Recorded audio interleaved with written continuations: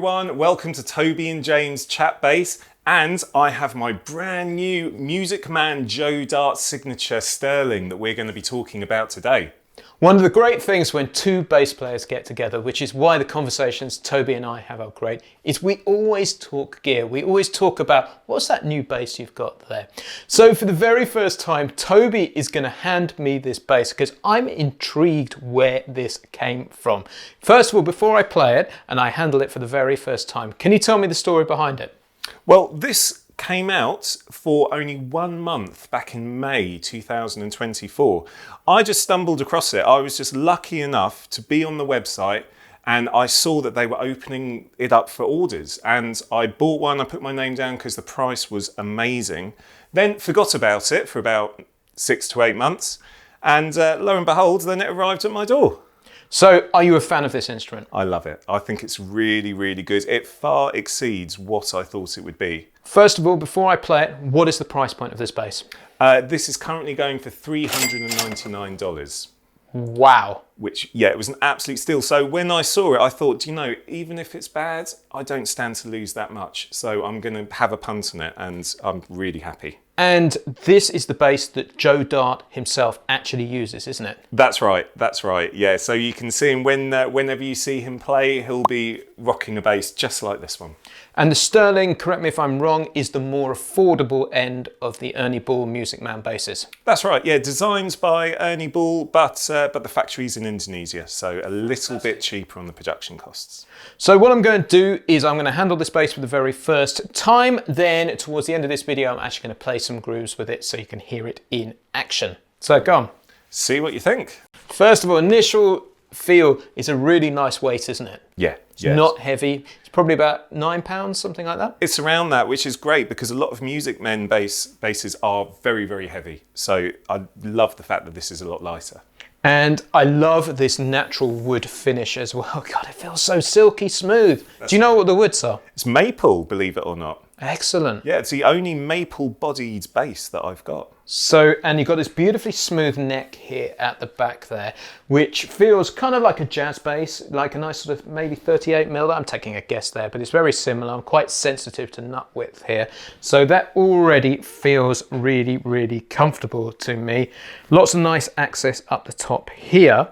So another initial observations. We have one pickup here, which looks like a Music Man pickup. Yep. And we just have one knob. Yeah. What on earth is going on there? So it's a passive bass, which is something that I was really, really after. I have done many, many gigs where the batteries died, and particularly on the old Music Man basses, there's not much you can do when the battery dies. But this one, completely passive, and it just has one knob, which is the volume, which is great for me because it stops me from tweaking all my controls in between songs. You just turn that up and you go.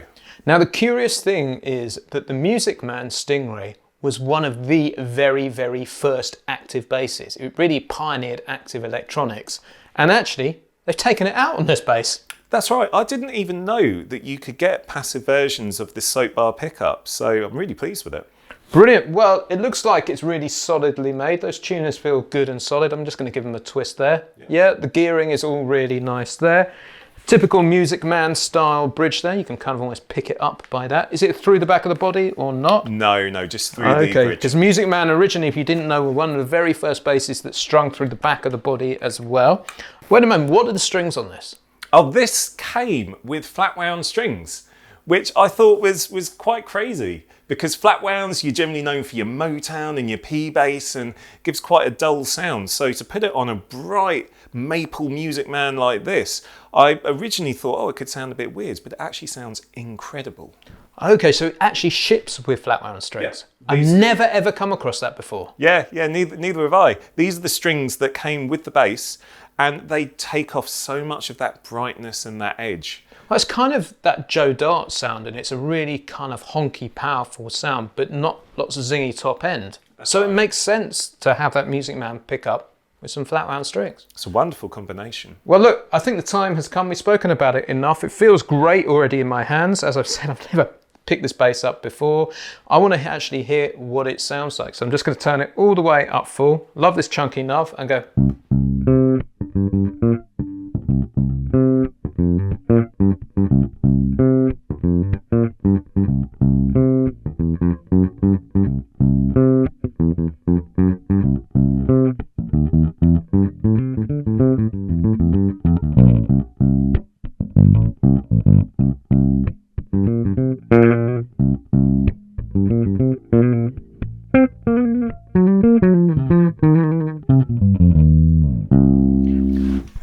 Nice. God, that's quite unique, isn't it? Yeah, it is.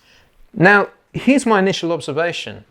There's only one sound to this instrument, isn't it? Yeah, it's a very in-your-face sound, and that's what you get. It's very much, it does exactly what it says on the tin. It's kind of almost off or on, isn't it? Yeah. So there's no other tonal sounds whatsoever. And it is very similar to that Music Man Stingray sound, isn't it? Very similar, yeah, but you just get less controls.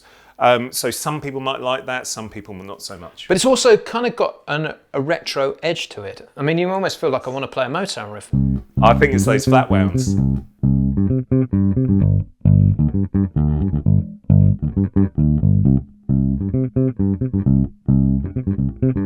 It works for that too, doesn't it? It really does. It really sticks out. But this Sterling just has way more of that in-your-face vibe. It's not sitting underneath the rest of the song like it would do if you played that on a P bass. It's very much out the front of the mix. Nice, guys. An interesting bass. It's a little bit of a, and I don't mean this in a disparaging way, a one-trick pony, isn't it?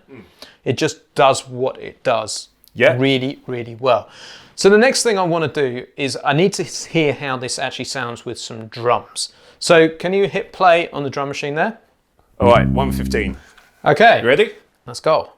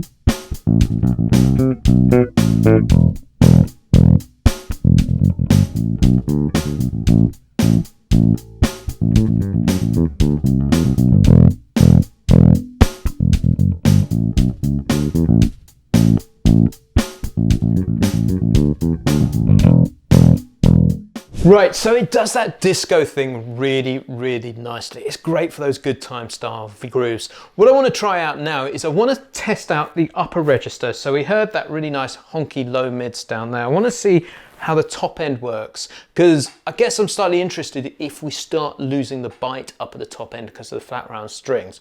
But let's put on the drum groove and I'll lay into it and play more of a rocky thing. Let's do it.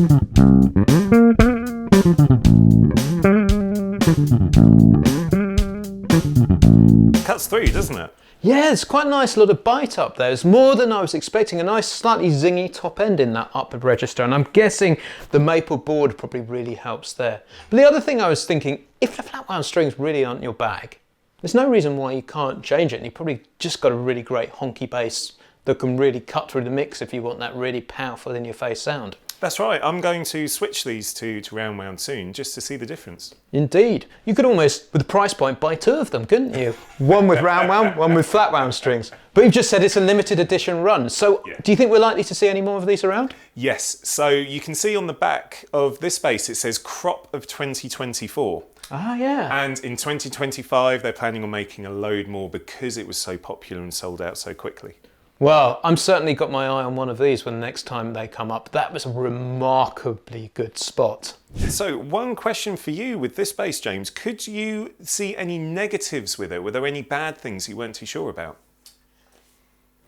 If you accept an instrument just does what it says on the tin, and if it does that thing very, very well, there are no negatives.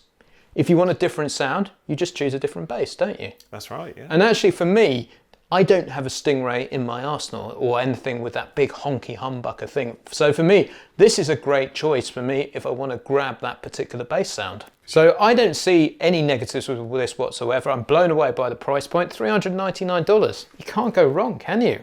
And it's brilliantly well made, great weight as well. There's nothing wrong with it. It's excellent. It's very, very solid. I was really, really happy with it when it came. I think the only slight thing that I noticed was just at the nut, it just hasn't quite been finished to a full 90 degrees. So perhaps over a few years that nut may fail. But in the grand scheme of things, I don't think I would change anything else on this bass. I think it's absolutely awesome. So well done, Music Man Sterling, for creating this great Joe Bart bass. I'm really blown away by it. Thank you, Toby, for bringing it. So guys, that's the end of today's video. If you'd like us to chat more about basses and more about gear and the various bits of equipment that we're using, and just listen in on conversations between two people who do this for a living, because these conversations can be super valuable and give you really great insights into what we're looking for in terms of a good instrument, please do let us know in the comments below. We are so driven by what you guys want on the channel, so what's in the comments is really, really super important. So I just want to say thank you to Toby for bringing this bass guitar in. It's been a real pleasure just playing it and exploring what it does. And thank you, James, for that great demonstration of showing what this bass is capable of. Brilliant. Well, anyway, we'll catch you next time.